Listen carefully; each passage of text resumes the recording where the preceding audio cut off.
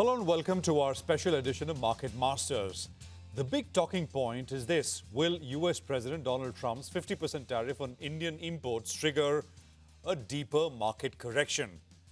Does India's long-term story stay intact despite the hit to exports? To make sense of what this means for investors, I'm joined by a market veteran and one of Dalal Street's most respected voices. Ramesh Damani is with me on the program now. Mr. Damani, great to have you with us here as always. It's a pleasure, sir. So let's just get the ball rolling with just your initial thoughts on how you think about these tariffs. And I must say, you were absolutely bang on when President Trump was elected. You were one of the few voices on Dalal Street who was very circumspect in terms of how this is likely to play out for a country like India. So in that sense, you've got it absolutely right. We're dealing with 50%, which has gone into effect in terms of tariffs. Opening thoughts, Mr. Damani. Yeah, Prashant, thank you. I think what I said at that time was that the world is changing on its axis, and that's precisely what has happened. But Trump talks about making America great again.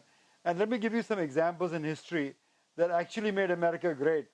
In the 1940s, when America had beaten Germany and Japan in World War II, what they did was they announced a Marshall Plan to rebuild Germany and Japan of $100 billion. And that's what made America great again, not what imposing tariffs is. Closer to home, Prashant, in 1960s, when India was suffering a famine and was the leader of the so-called non-aligned movement, Indonesia, Egypt, and India were the leaders of the non-aligned movement out there. But India was suffering from a famine. So Kennedy and Johnson administration sent PL 480, Public Law 480, food and grains to India to avert the storage. That's what made America great again. Even later, in the 70s, when America was stuck in a quagmire with Vietnam a few years ago, what they did was, just a few years after the war ended, you could go to the Vietnamese War Memorial, which was basically bashing America, and buy a Coke by paying US dollars. That's what made America great again.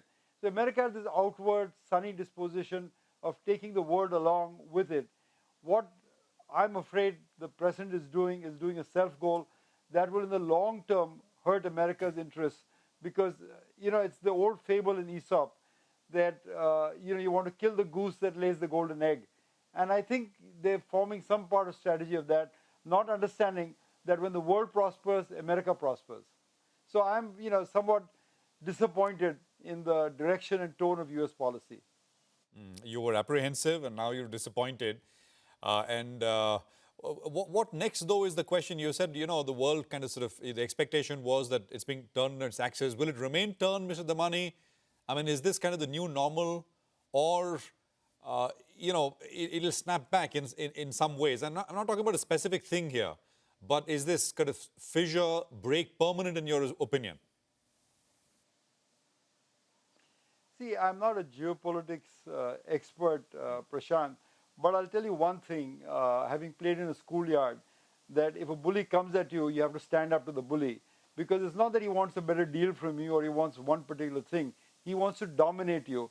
And I don't think we fought for independence to be dominated by an economic power as important and as preeminent as America is. So I think there will be no deal that satisfy him. You look, he renegotiated NAFTA with Canada and Mexico. Then he made a deal with them, and now he's gone back on the deal. So no deal will really satisfy him. He wants dominance. He wants to prove that he is, the most important global historical figure, worthy of the Nobel Prize, worthy of the Nobel Prize in economics also perhaps. And I don't think any deal would satisfy him. I think over time, we will have to forge new relationships. And while I hope the 50% tariff will not last, I think at least for the next 3 to 4 years, America is proving itself to be a fairly unreliable partner, not only internationally, but also in what it's doing to its domestic institutions, whether it's the Federal Reserve or whether it's the Ministry of Health.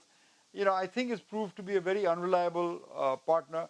And I think that while India will pay a price for it, but as I go across this country, the last 6 months, I visited various companies across this country, And I come back always sunny and optimistic about the prospects, about the entrepreneurial vision of these businesses.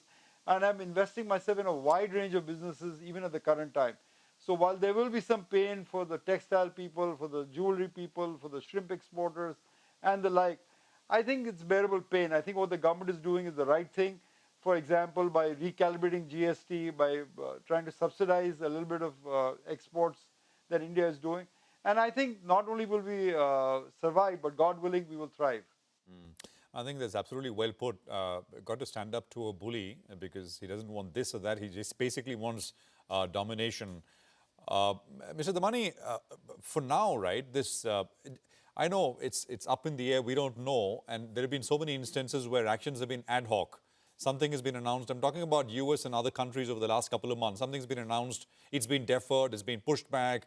Something has been said, something else has happened. So we don't know. I mean, it's possible that this additional 25% goes off tomorrow. But what is your own sense? You're a keen follower of global news flow, and you read a lot. What is your own sense, Mr. Damani? Because the longer this 50% stays, I mean, the larger the hit. I was talking to Sajid Chinoy of JP Morgan, who was making that exact same point. Sir. I mean, I can't really speculate as to how long it will stay. But my sense is that it's very slowly getting baked into the economic forecasts of India and America. You know, America doesn't, at this point, really need Indian exports as much as it needs India's services. And I think that is a point that we should, look at least. We obviously have a lot of service exports to America, but America has a lot of service exports to India too, in terms of usage of Google, WhatsApp, Facebook, and the like. And, like China, for example, has followed a policy of domestic first. I mean, it's something that I'm sure they're considering, the Mandarins in Delhi are considering that, if you will. I think the only way they said they can get from 50 to 25% is not by buying Russian oil. I'm not sure you want to give up Russia, because at the end of the day, during the 71 crisis, during the recent crisis, they stood by India as a decent friend. So I think we can. I don't know. The geopolitics is a different ball of game. I'm not really conversant with that. But I'm not sure we should abandon Russia altogether. And it's very hard for me to say it because I'm unabashed American admirer. I truly believe America is one of the great countries of moral force of the world. But if Trump is so determined to unmantle 50, 75 years of development of the world, I think we have to look at other options. And I think the world will come up with other options. I'm very confident the next year or two, there will be other options in the world. And America will see its own preeminence decline over a period of time. Absolutely. I mean, 50%, of course, can't be a permanent rate in that sense. But whether this will be brought lower through negotiation, what's the off-ramp, or organically, right? At some point next year, US consumers will start to hurt as prices go up. And that'll, the midterms. Yeah, sorry, go on. Yeah, I think you're right, Prashant. What the off-ramp is basically that when inflation strikes up in America, or when the economy does badly ahead of the midterm elections, or, we've been through this as a country. We know in the 70s and 80s, Indians were used to high tariffs and shoddy goods and a low standard of living. I mean, that's the same thing that's going to happen to America. America is such an innovative and competitive economy. Just to give you perspective, Prashant, when I was there as a student in the 80s, it was one of the biggest market for consumer electronics. And yet, even as early as the 1980s, it had no consumer brand that was American. All the electronics, the television sets, the radios, the tape recorders, the VCRs, were all Japanese or Korean or Singapore brands. They didn't have a domestic brand left of consumer electronics, because it was an economy that thrived on innovation and moving ahead. So just right now, as it's powering ahead with AI and with data centers and with so many other things, and leaving the other fields behind, I don't think Trump understands that. I think the feeling that he's going to bring back manufacturing to America, in my opinion, is a pipe dream. It's not going to happen. It's just so clear it's not going to happen. And as that reality sinks in after 6 months or 1 year, as the midterm elections rolls around the corner and the president is answerable to voters, I think that will be the off-ramp where he will change it. Right now, he's almost walking on water. Whatever he says is happening. Everyone is falling in line with him, whether it's the Fed Reserve, whether it's the Health Department. I have to believe that at some point, the road will hit the rubber and he will have to recalibrate the policies because I absolutely refuse to believe that tariffs, inflation, low standards of living, shoddy living are something that Americans will accept willingly. Absolutely. Mr. Damani, we'll get to markets in just a bit and what they're pricing in and whether more needs to be priced in. You said economic models and forecasts are slowly baking this in. But just one point. I mean, this is also such a critical moment in this new, the apex technology of our times is artificial intelligence, right? And US is clearly leading, and China is close on the heels. And some believe that this is, every technology cycle, of course, in the beginning seems like it's going to completely demolish the older order, but some truly believe this one in a way will because it's so transformative. So, given, the 50% tariff is one thing, but it also kind of, this, tiff with the US in that sense also hurts us in these ways, right? Technology transfer, integration into that tech value chain, et cetera, et cetera. Are you worried about that, Mr. Damani, at all, if this goes on for a bit longer? I tell you the thing that I don't worry about is that we have 1.4 billion consumers, and as much as America may sneer at it, they need those consumers. I think Facebook, WhatsApp, Google, search would be much poorer offerings without the ability to tap into that 1.4 billion Indian consumers. So I think a lot of the language learning models are based on Indian databases. A lot of user cases for AI comes from India. So, I'm not really scared that they would, stop the technology transfer to India. I mean, that would be another example of self-goal that they would be doing. And if not, there'll be plenty of European companies willing to do it or American companies setting up shop in India to do it. I think at some point there will be a reckoning, high noon for Trump's economic policies. It has perhaps been delayed. I thought it would be earlier than it's been now. I think 6 months into this draconian, I think he would have started feeling the effects. Clearly he is not because the Dow is making a new high altogether and, the American markets are showing a lot of confidence. But somehow I feel that confidence is a bit misplaced and maybe this will not be a drip, drip, drip type of bear market, but one fall day, it will be a straw that broke the camel's back. Something will happen that will trigger a fall in the market, and then the reality of how to deal with it will strike them. But I think what is going for India, Prashant, right now, is that we are 1.4 billion consumers strong, a very strongly domestic-focused economy. While there will be damage on the periphery, you cannot ignore that. There will be some damage on the periphery. I think India is well positioned to recover from that because basically only about 1-2% of our GDP is consisting of US exports. So while it's important, I don't want to undermine the importance of that. I think it's overcomable problem. You mentioned markets briefly, Mr. Damani. That's exactly what we're going to focus on. But I have to take a quick commercial break. Stay with us. We're right back with Ramesh Damani on markets and what are they pricing in. Stay tuned.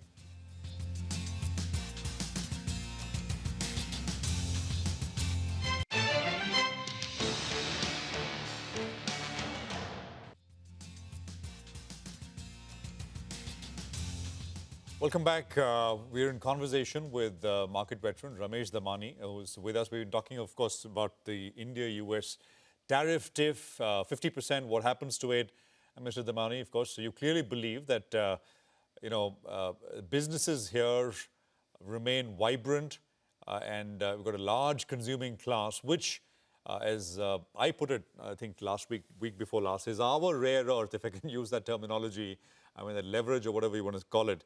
Mr. Damani, let's talk about markets. Are markets adequately pricing all of this in right now? I'm talking about the markets here in India, although you alluded to US markets and what they may do. But here in India, what is your sense? Is all of this getting priced in? I think, on the D date, the markets were surprised that there was not a rollback. I think the market expectation was that it would be rolled back. It didn't happen, so the market has taken it on the chin for the next few days after that. So I think even as we speak to you, it is kind of pricing that in there. But, the impact is not on the domestic phase economy, the construction companies, the telecom companies, the hotel companies. I mean, I don't see why they would go down per se, because that is like throwing the baby out with the bathwater. There are certain export-oriented sectors which are a bit labor-intensive, but not very, very important to the Indian economy. Jewellery, shrimp exports, textiles, which will probably experience a slowdown. But the rest of the economy remains fairly well sheltered from that because we are a domestic economy, like I've often said, and there's a lot of domestic-facing industry that will continue to do well. Thank you. Yeah. Uh, okay, fair enough. Markets have been, investors broadly for the last 1 year, Mr. Daman, you would agree.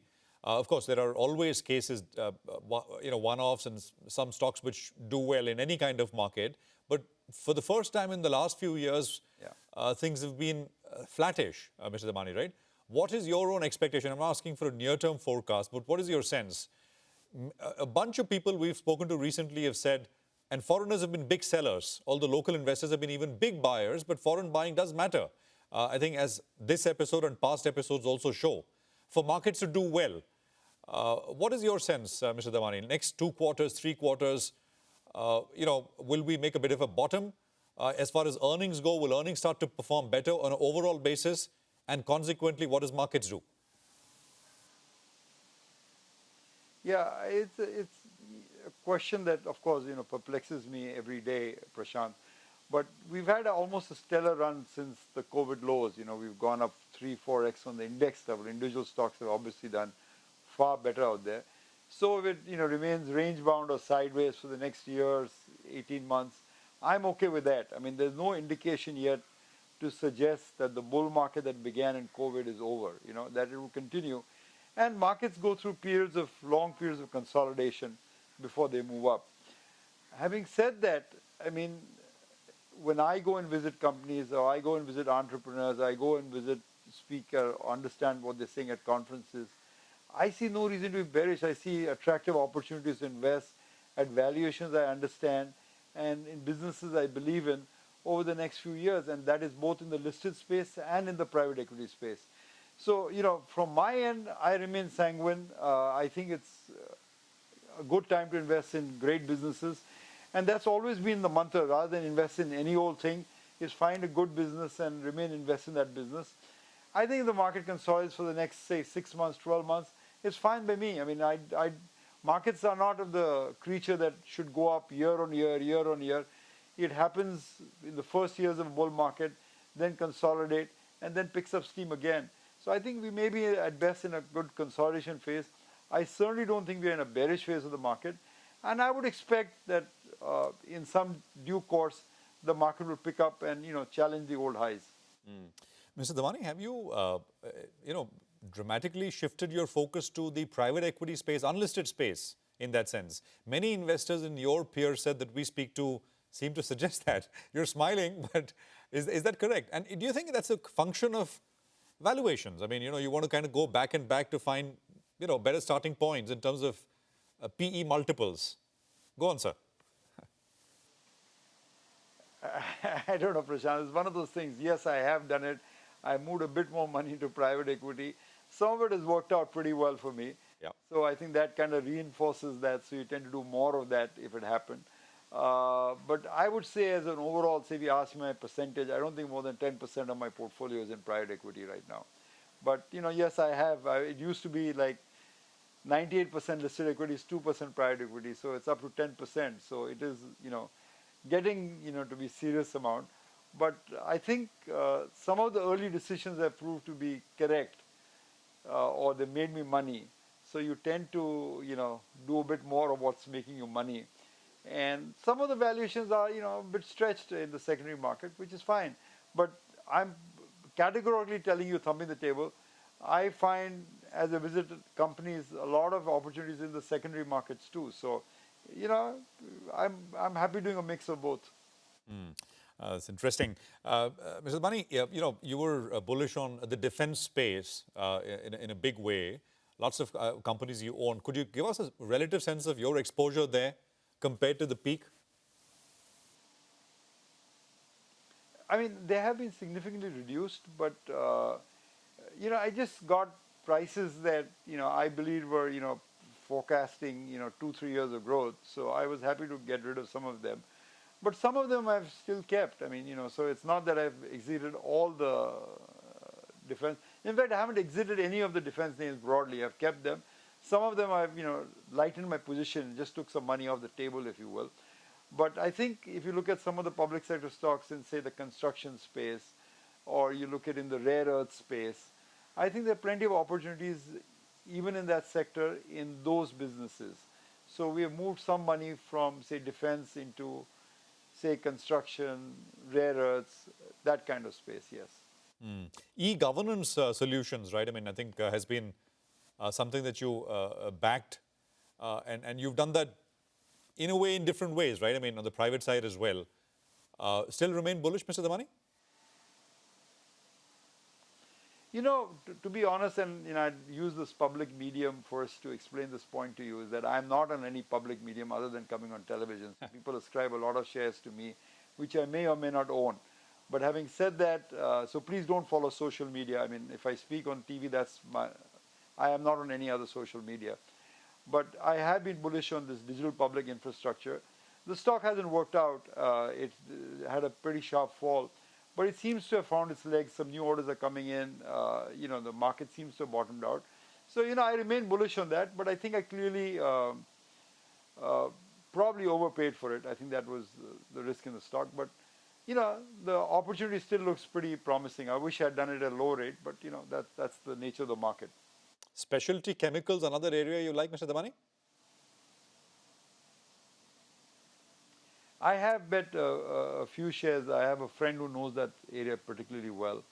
So he's kind of guided me into that area. Having said that, Prashant, I think the more important point I'm trying to make is that I'm not fully invested in the market, but I'm well on my way to being fully invested in the market. But as always, I'm over 85-90% invested in Indian markets. And I continue to look and hunt for opportunities to find good businesses. I'm not getting rattled by the tariffs or by other things. I think the expansion will continue to take place in India.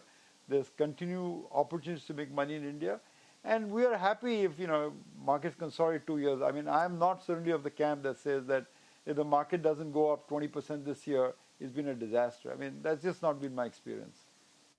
Well, that's very well put. And I think that nicely brings us to a close in this conversation, Mr. Damani. Thank you so much for your time, sir. And it's reassuring.